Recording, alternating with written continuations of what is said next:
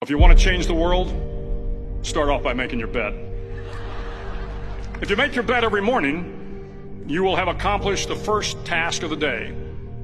It will give you a small sense of pride, and it will encourage you to do another task, and another, and another. And by the end of the day, that one task completed will have turned into many tasks completed. Making your bed will also reinforce the fact that the little things in life matter. If you can't do the little things right, you'll never be able to do the big things right. And if by chance you have a miserable day, you will come home to a bed that is made, that you made.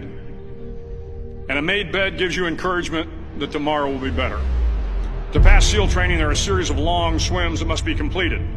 One is the night swim. Before the swim, the instructors joyfully brief the students on all the species of sharks that inhabit the waters off San Clemente.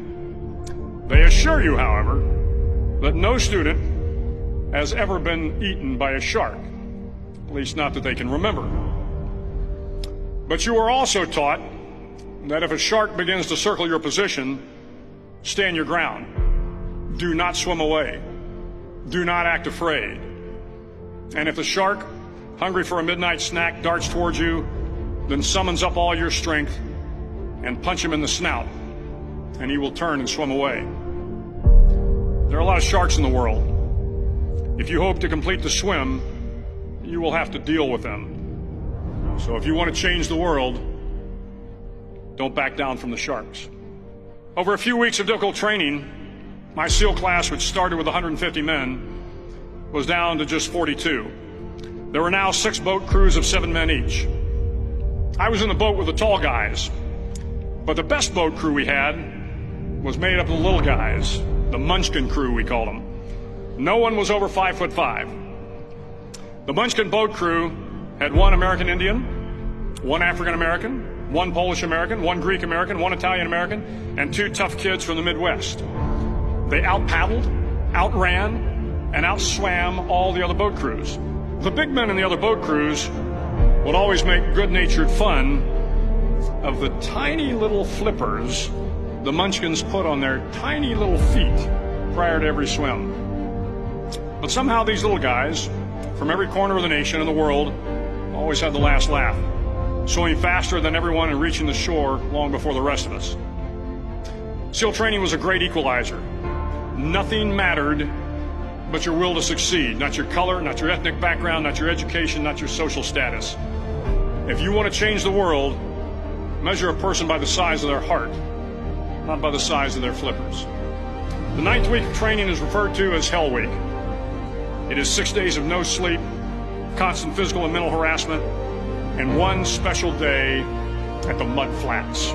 The Mud Flats are an area between San Diego and Tijuana where the water runs off and creates the Tijuana Sloughs, a swampy patch of terrain where the mud will engulf you. It is on Wednesday of Hell Week that you paddle down to the Mud Flats and spend the next 15 hours trying to survive the freezing cold, the howling wind, and the incessant pressure to quit from the instructors. As the sun began to set that Wednesday evening, my training class, having committed some egregious infraction to rules, was ordered into the mud. The mud consumed each man till there was nothing visible but our heads. The instructors told us we could leave the mud if only 5 men would quit. Only 5 men, just 5 men, and we could get out of the oppressive cold. Looking around the mud flat, it was apparent that some students were about to give up. It was still over 8 hours till the sun came up. 8 more hours of bone-chilling cold. The chattering teeth and the shivering moans of the trainees were so loud, it was hard to hear anything. And then one voice began to echo through the night. One voice raised in song. The song was terribly out of tune, but sung with great enthusiasm.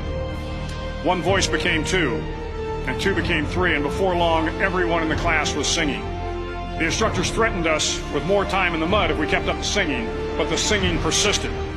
And somehow the mud seemed a little warmer, and the wind a little tamer, and the dawn not so far away. If I have learned anything in my time traveling the world, it is the power of hope. The power of one person, a Washington, a Lincoln, King, Mandela, and even a young girl from Pakistan, Malala.